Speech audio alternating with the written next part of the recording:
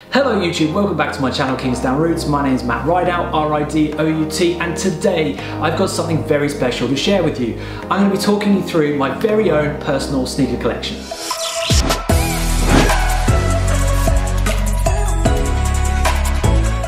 Okay, let's go check out my collection.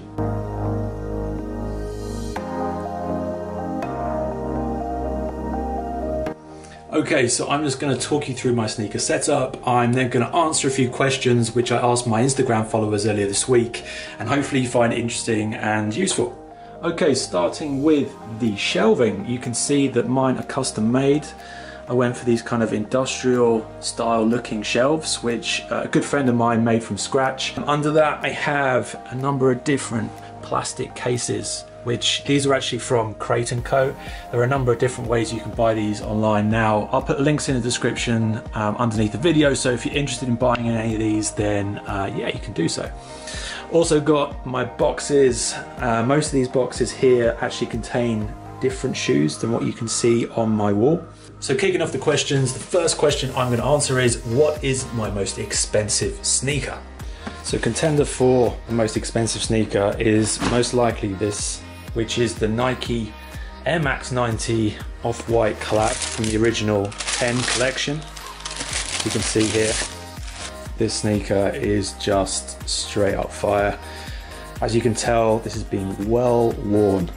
I actually wore these religiously when I first picked them up. You could tell there on the tongue how much I've actually worn these.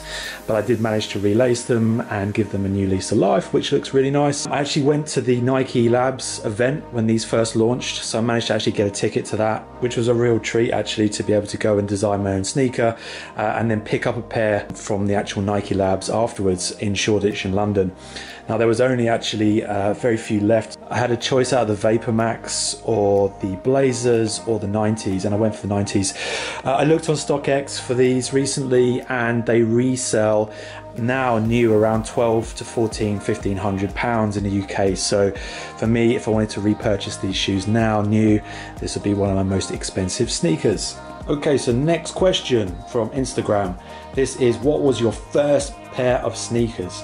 I'm not going to answer what my first pair of sneakers ever was, because I was probably very young and don't remember. So I'm going to answer what is my first pair of sneakers, getting into really collecting sneakers and reselling them, etc. So let's have a look. Yeah, I think one of my first sneakers that I ever purchased, which really set me off, was, yes. So we have the original Yeezy Boost 350 in Pirate Black. Now, it's been a long time since I've actually taken these out of the box, and boy do I forget what these old Adidas boxes used to look like for Yeezy. For that, brings back some memories, that. So this is the Yeezy Boost 350 original Pirate Black. It was my first ever pair of Yeezys, and this really set off my love for sneakers, I have to be honest with you. I remember a lot of people at the time hated the sneaker because it looked so different, and actually this has fared really well. If you look at the detail and the materials used, there's no colouring, no staining on these. It may be worth mentioning as well, when I originally bought my 350s, it set off my kind of reselling experience too. This is at a time before reselling was as popular as it is now. I originally bought 10 pairs of the Yeezy Boost 350 in all the different colours. I had the Oxford Tan, Moonrock, Pirate Black, didn't get the Turtle Dove, and I purchased them through eBay and started writing guides on what to spot when you're looking to purchase pairs of Yeezys. So I actually got sold a lot of fakes and started writing about them. So this is way before Yeezy Buster got onto the scene. So I'm not claiming to be the first Yeezy Buster, but I certainly did write articles about this, which you can still see online at kingsdownroots.co.uk. Okay, so the next question I'm going to answer is, what is my rarest sneaker? I think that the New Balance No Bad Days, these are definitely quite rare in the UK. These were imported. I bought these from StockX, have reviewed them on Kingsdown Roots. Yeah, the Travis Scott 270s again, yeah, they're quite rare because no one has them yet in the UK. So you have the Nike Air Max 97s, Sean Wotherspoon Classic. This is definitely one of the rarest sneakers that I own, if not the rarest sneaker. So over the years, people have really come to recognize this is one of the classic shoes, sneakers ever created. For me personally, it's just such a thing of beauty. The way that the stitching and the color combinations work together. It's just so nice. I randomly purchased these for about £500, and that was only a year ago. So I managed to find a genuine pair of these on eBay through one of the resellers that I use quite regularly now. And £500. If you want to purchase these in my size at the moment, they are nearly £1,000, if not over £1,000 in the UK. So comfortable to wear and look so nice in the summer. So a call out for another sneaker which is actually quite rare is the Nike React Element 87s in the original colorway, which was sale. Which for me, these just absolutely bang. They're so nice. Color looks great, combination. You've got the kind of cork inside.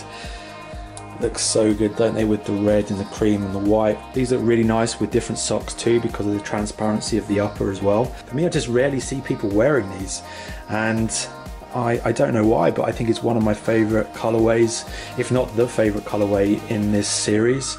Okay, so the next question is, what is the total value of all your sneakers? So to answer the question, how much are my sneakers worth, I'm gonna have to go online and look at every single one of my sneakers at StockX or GOAT and try and get an average price in my size per sneaker and come up with a total.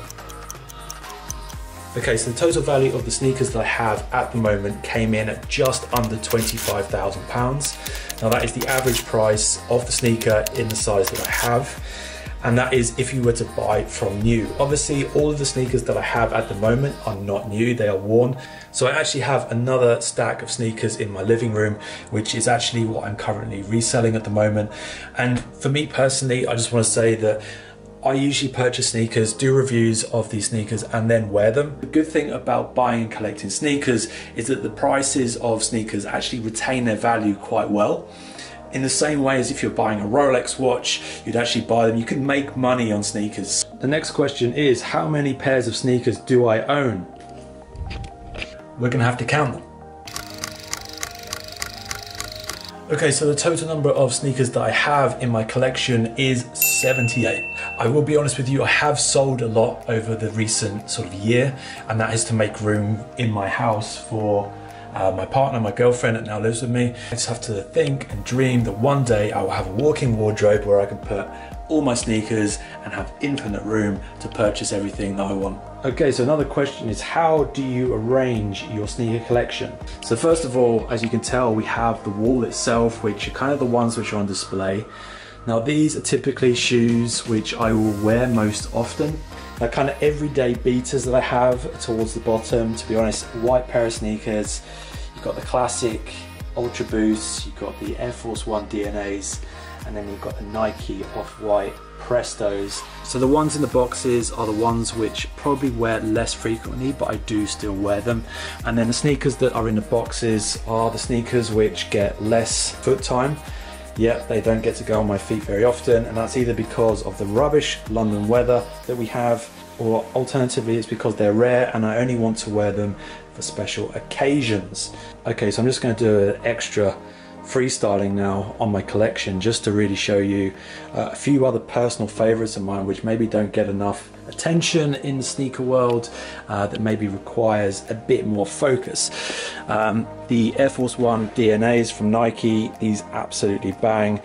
Dirt cheap as well, £80, £85 in the UK. Maybe some sneakers which don't get any airtime these days, definitely the Pharrell Williams, the NMDs. These, at one point, these used to be so popular as a sneaker and literally have gone from hero to zero. As I have two in the corner, which you can see there. And then I also have probably my rarest, Pharrell Williams Human Race NMD by Adidas. Receipt, important to keep the receipt if you ever want to resell them because they hold more value if you have proof of purchase. These are them. The original, I think this was the second phase release of the Human Race, which I got in the green. I actually bought 3 pairs of these originally at about £200 or £300 each, and have resold these greens for up to £800. It's just something about these sneakers which are mad comfortable. Really like the look of them. The green in the EU, we're talking about 400 or 500 pairs in the EU actually exist. So I had 3 of them at the time, and I just think that there's a lot of fakes out there of these, but actually the originals are very nice. Other call outs, obviously I have a lot of Yeezys.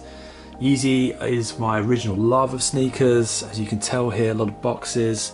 In terms of rarity of 350s, I guess I got the core blacks, which for me, again, are just such a nice shoe, clean looking shoe, part of the original kind of colorways that came out, which were really iconic. Okay, one sneaker I forgot to mention, which almost slipped my mind, is right at the bottom here, so let me take these out. Okay, so we have the Mars Yard 3.0, as I like to call it, but in reality this is the Mars Yard overshoe.